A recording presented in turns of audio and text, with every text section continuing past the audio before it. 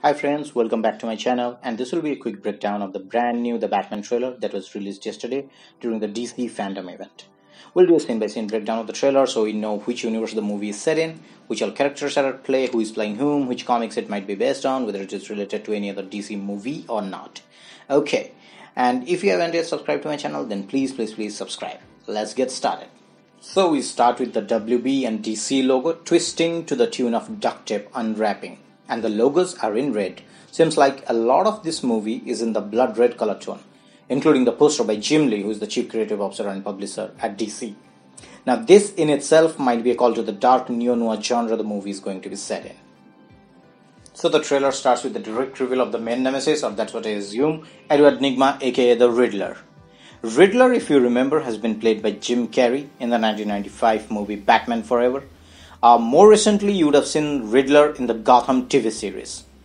Now, unlike the way too obvious Riddler costume with the question mark and the bedazzled green color, if you see, this is a much darker, grounded and comic book to reality version of the Riddler, wearing a green trench coat with glasses over a roughly pulled over face mask.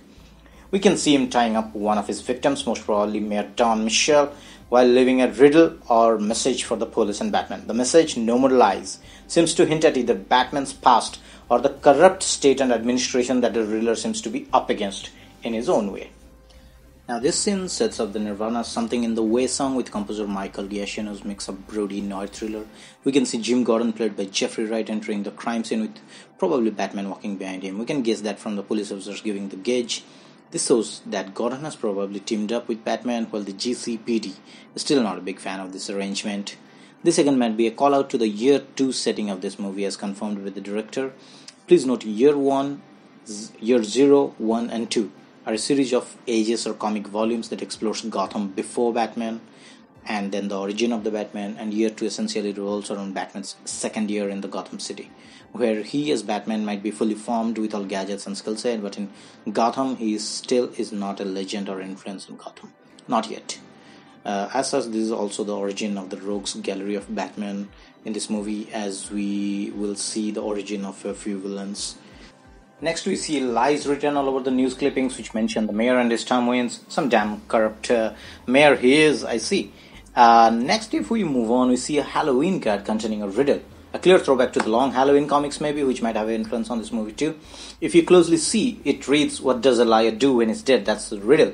And in clear alphabetic substitution cipher, the fandom has already decoded, the answer is "he lies still." And that the symbols you see below the card, that's basically the answer written in cipher.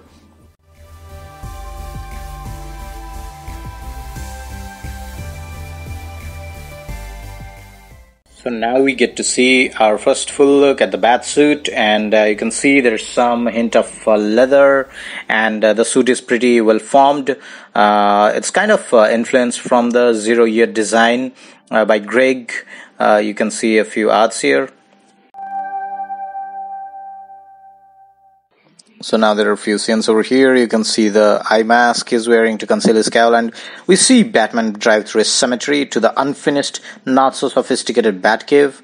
Now cuts into Pattinson as Bruce Wayne saving a fellow civilian from an incoming vehicle with white graffiti on it.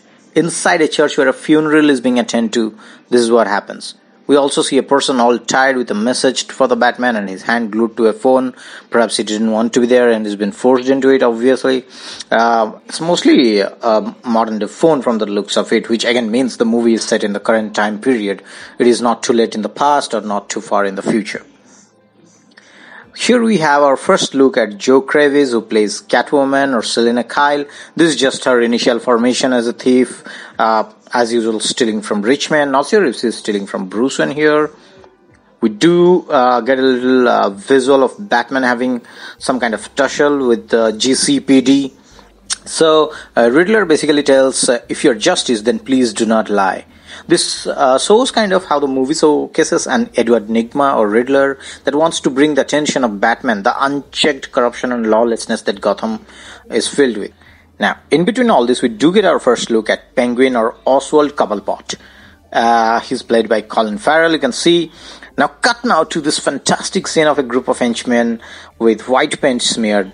They do resemble the Golem gang in the comics, who to some extent have neon painted faces, or maybe Jokers, which is a gang with clown painted faces as an affiliation to Joker. Now Batman here beats one of them into a pulp. Literally. That's too much in our unexpected yet typical Batman way, that he's, or rather I'm vengeance. To check out the Batmobile now, which is in an unrefined, rugged, make assemble version right now. We then have the iconic and signature escape scene of Batman versus GCPD. Now we have seen this scene panel by panel in the cult Year One comics. You can see here in the Year One comics, you can see how panel by panel the action takes place so beautifully, and the GCPD has surrounded Batman.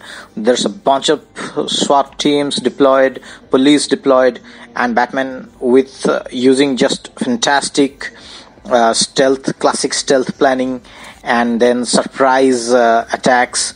He escapes this heavily armored unit of GCPD with the help of a swarm of bats.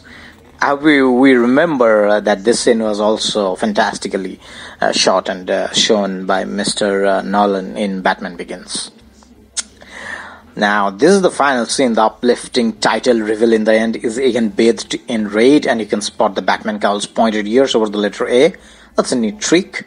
The trailer finishes off with Riddler in his customized masked voice, letting Bruce Wayne know how he is also a part of all this. Maybe some dark history of the Wayne family linked here, as shown in the Coat of Owls.